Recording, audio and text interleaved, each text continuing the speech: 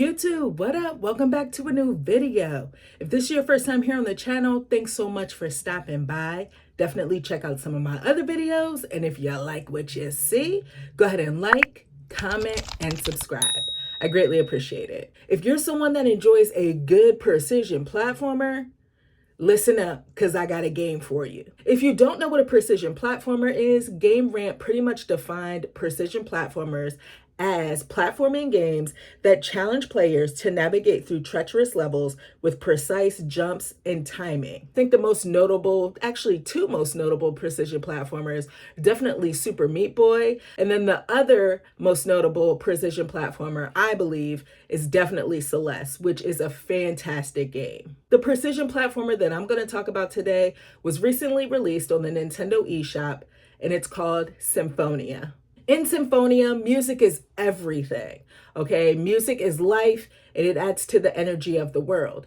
Now, you play as this bird-like creature that's equipped with a bow and a violin, and the main premise is to basically bring back the life, bring the world back to order through music. Along the way, you'll find characters that are part of the orchestra, and they'll help you bring this world back to order as well. So as I mentioned, the main character that you play as is equipped with a bow and a violin. And these are two essential items that you'll need in order to traverse around this world. This is a non-violent experience, so you're not going to come across enemies. You're not going to be doing any combat at all. It's just you with your bow and your violin trying to get through these crazy levels. I found this game to be super interesting when it comes to the gameplay, and it took me a little while to get used to the controls. Just because in other precision platformers, it's mostly about you jumping and your timing and all of that. And that's still the case in this game, but you have your bow and your violin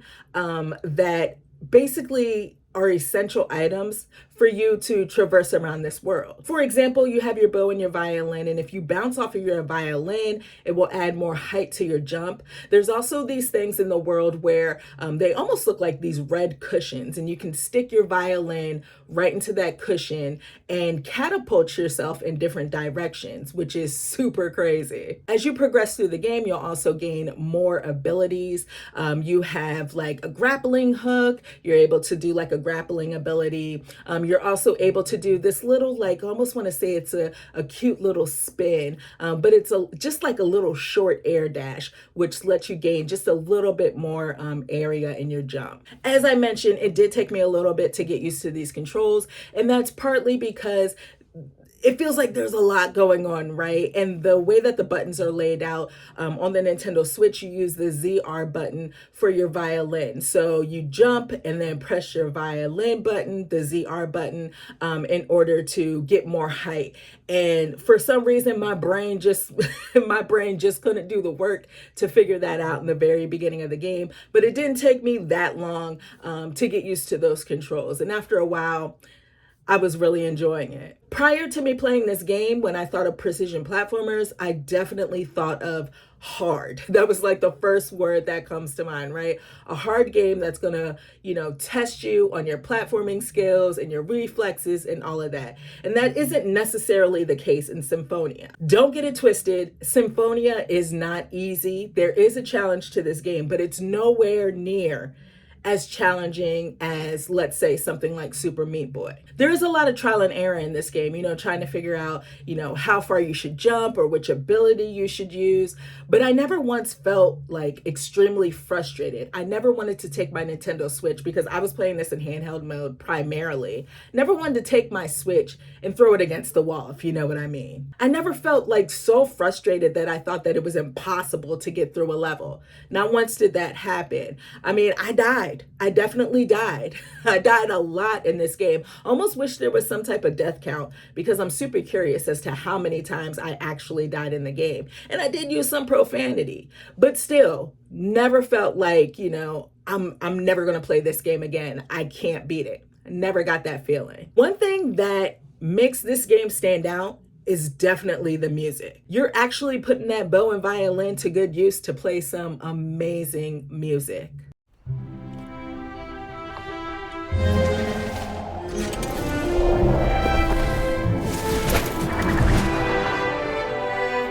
As I mentioned in the beginning of this video, music is life and energy in Symphonia, right? So in certain parts of a level, you might have to pull out your violin and play a tune, and that will basically activate the machinery in that level. So a lever might turn or a gate might open. And that might sound, super simplistic, but it's the actual music that's playing. It's beautiful. The music is just so special in this game. It's soothing, it's amazing. It's an orchestral soundtrack, right? And it was basically recorded by the Scoring Paris Orchestra specifically for this game, and I think that's dope.